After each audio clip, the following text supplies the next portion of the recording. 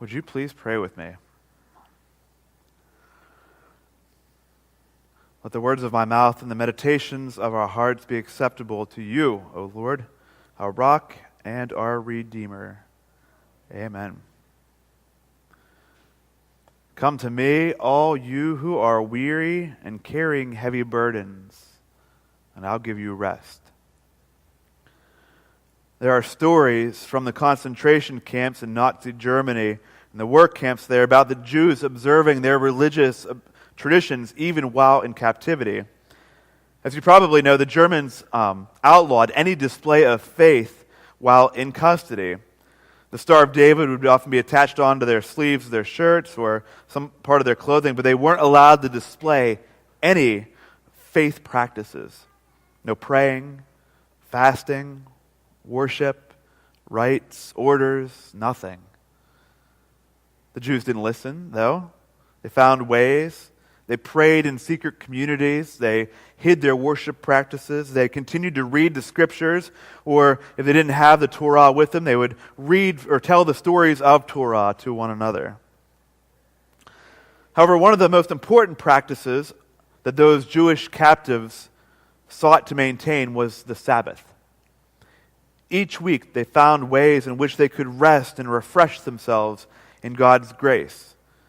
They maintained their very identity as Jews, as God's people, by removing themselves from the stark reality they faced every day, at least the other 6 days. And while some were in work camps, there were stories of the Jews secretly making more of their product, like jackets, all week long, and then hiding an extra one every day, and then showing up for work on the Sabbath and secretly pulling one jacket out every couple hours and showing that they were making jackets even on the Sabbath, just so they could rest on that day. There are stories of the people gathering and reserving makeshift silverware and dishes, cobbling together anything they could find to make this tableware for the special day. And they would set those aside all week long, not using them, only to be used on the day of celebration, the Sabbath. Sabbath was the one day they sought to remove themselves from the realities of the world. It was something they did before the darkness of the Holocaust and during. Come to me, all you who are weary and carrying heavy burdens, and I will give you rest. Rest. When Jesus uses that word rest, he doesn't just mean quitting what you're doing, sitting around, watching TV, checking out Facebook. He doesn't mean disengaging from the world around you and numbing your body or your mind or everything. He means rest, as in replenishing your life, restoring your soul. We church people like to talk a lot about following God's law, right? We follow God's law around here. We know the 10 Commandments. We teach them to our kids. Just a few weeks ago, a few months ago, we talked about the law with our young kids at F3. We taught them about lying, hurting people, killing them, stealing, coveting, honoring your parents, adultery, healthy relationships between two people. But we have a hard time talking about Sabbath, don't we? With our kids? Probably not, because we as adults and as a culture do a pretty terrible job observing the Sabbath, don't we? I mean, it's ironic, isn't it? We're really good at talking about not stealing, but resting? Ooh, we can't go there. There's a commercial I saw a while back. It was actually on during the Olympics, I think, last year. I gave this to Job. I'm not sure if he has it, so I'll read it. It was this commercial. And in the commercial, a well-known actor, Neil McDonough, is kind of walking through this really fancy house. And at the beginning, he's in front of his big, long, Olympic-sized pool. He's wearing like a preppy polo shirt and shorts. And he's walking through his lavish house. He high-fives one of his kids. And then he comes out in a perfectly manicured suit, like this perfect suit. And then in the end, he walks out to this $75,000 Cadillac, right? And so that's the commercial. And meanwhile, he's saying this. Why do we work so hard? For what? For this? For stuff? Other countries, they work. They stroll home. They stop by the cafe. They take August off. Off. Why aren't you like that? Why aren't we like that? Because we're crazy driven, hardworking believers, that's why. Those other countries think we're nuts.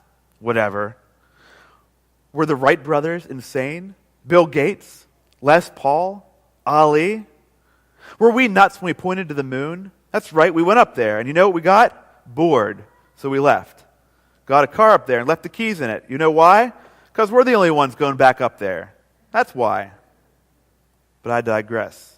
It's pretty simple. You work hard, you create your own luck, and you got to believe anything's possible.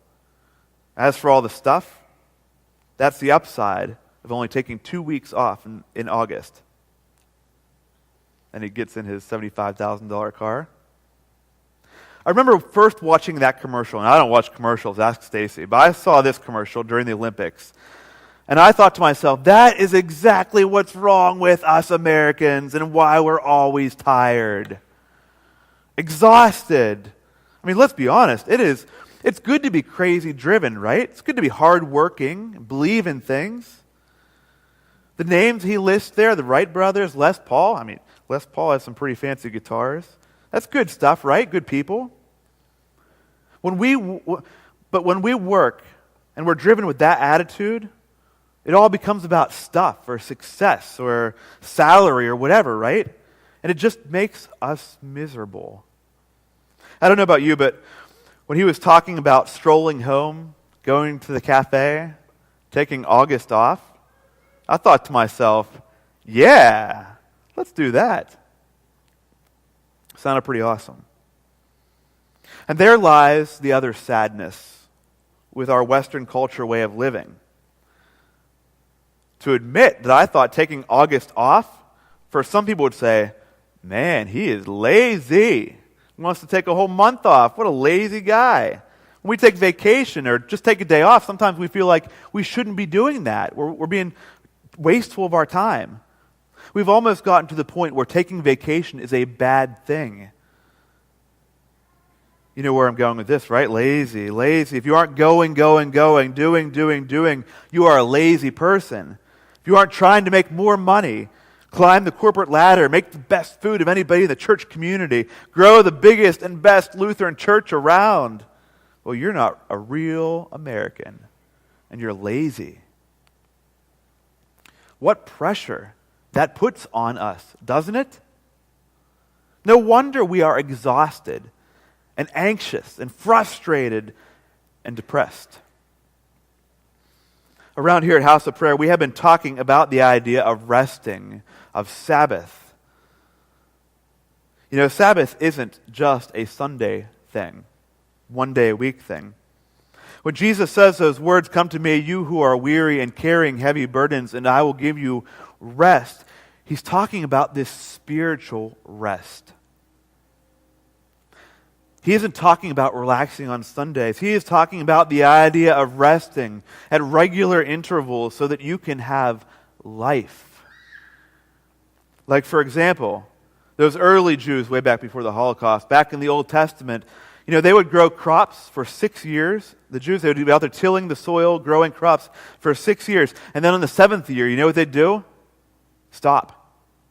They wouldn't grow anything on the 7th year. They'd grow a little extra on the 5th and 6th year so they'd have a huge plenty so that on the 7th year they could just stop and celebrate and recognize that everything they had came from God. And they realized in that 7th year that they weren't the only ones that needed that rest. They realized the earth needed the rest. When they gave the soil a year of rest, a year of not growing, they found that their crops, year 1, 2, 3 of the next cycle, were actually bigger and better than they were before. Did you hear that? After a year of rest, the crops were bigger and better than they were before. We live in this world that is just made to rest in a certain pattern. When you rest, don't you find that you come back to your work better? I know I do. When I spend time immersed in Sabbath, I am stimulated. Rest and the putting away of my work actually creates this space for me to be more creative and more filled with new and better ideas for my life and for my vocation as your pastor here. It seems to me that when I'm the busiest around here, the most bouncing from kids or meetings or funerals or weddings or whatever is going on, when I'm the most busiest, that's the time when my creativity runs dry. I become stagnant, and I get frustrated and irritated. Stacy can tell you more about that. But when I create space for Sabbath, I am filled with new life. Please do not be confused.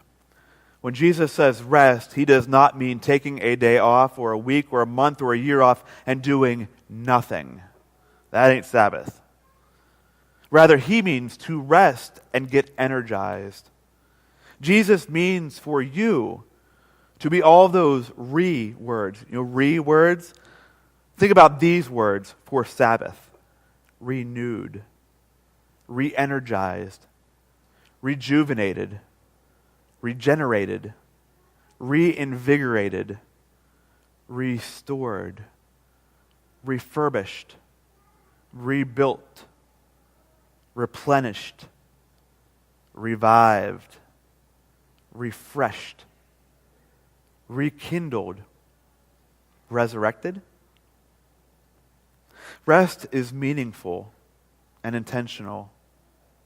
It has purpose. It seeks a purpose.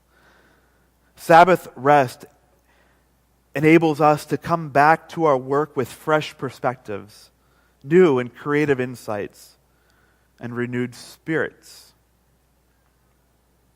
Come to me, all you that are weary and carrying heavy burdens, and I will give you rest. Be people that rest. Amen.